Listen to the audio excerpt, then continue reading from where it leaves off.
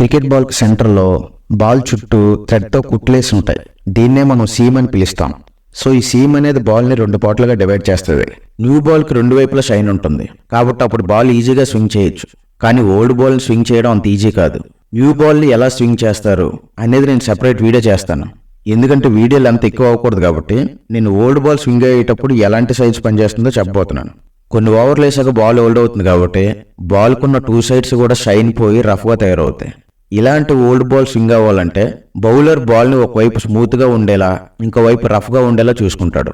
Ball ఒకవైపు స్మూత్గా ఉంచడానికి బాల్కి చెమట రాయడం, బాల్ మీద ఉమ్మటం, బాల్ని తమ ప్యాంట్ కేసి రుద్దడం చేస్తుంటారు. ఇలా చేయటం వల్ల బాల్ ఒకవైపు స్మూత్గా తయారవుతుంది. దీన్నే షైనీ సైడ్ అంటారు. బాల్కి ఇంకొక వైపు ఏమో రఫ్గా ఉంటుంది. దీన్ని రఫ్ సైడ్ అంటారు. ఇప్పుడు మీరు రైట్ హ్యాండ్ బ్యాట్స్మెన్కి బౌలింగ్ చేస్తున్నట్టు ఊహించుకోండి. బాల్కి ఉన్న షైనీ సర్ఫేస్ని రైట్ సైడ్ వైపు, రఫ్ సర్ఫేస్ని లెఫ్ట్ సైడ్ వైపు ఉండేలా బాల్ పట్టుకొని ఒక రైట్ హ్యాండ్ బ్యాట్స్మెన్కి బౌలింగ్ చేస్తున్నారు అనుకోండి. మీరు వేసిన బాల్ బ్యాట్స్మెన్ రీచ్ అయ్యేలోగా బాల్ ఎయిర్కి ఆపోజిట్గా వెళ్తుంది.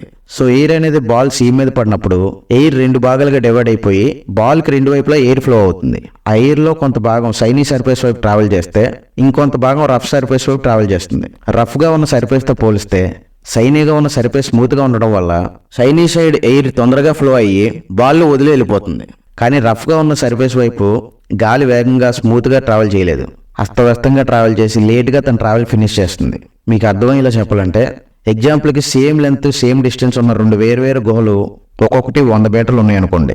అందులో ఒక గుహ మాత్రం లోపలంతా స్మూత్గా ఉండి వెళ్ళడానికి కంఫర్ట్గా ఉంది. ఈ 2వ గుహ మాత్రం లోపలికి వెళ్లే దారి గతుకులు, రాళ్ళు, రప్పలతో గుహ వెళ్లే రూట్ అంత బాగలేదు. ఇప్పుడు ఆ 2 గుహల్లోకి ఒకే కెపాసిటీ ఉన్న 2 మనుషులు పంపించి ఎవరు ఆ గుహ నుంచి ముందు బయటకు వస్తారో పోటీ పెట్టామనుకోండి.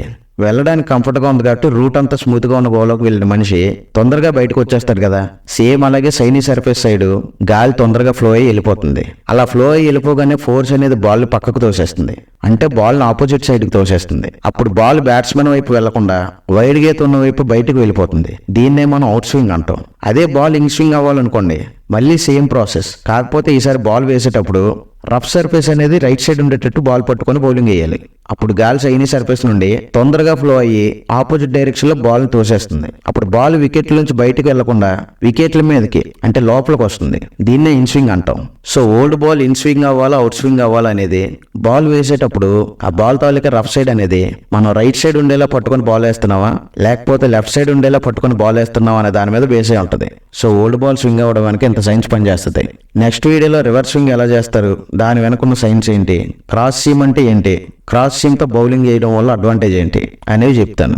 ఈ వీడియో నచ్చితే లైక్ చేసి మన ఛానల్ సబ్స్క్రైబ్ చేయండి.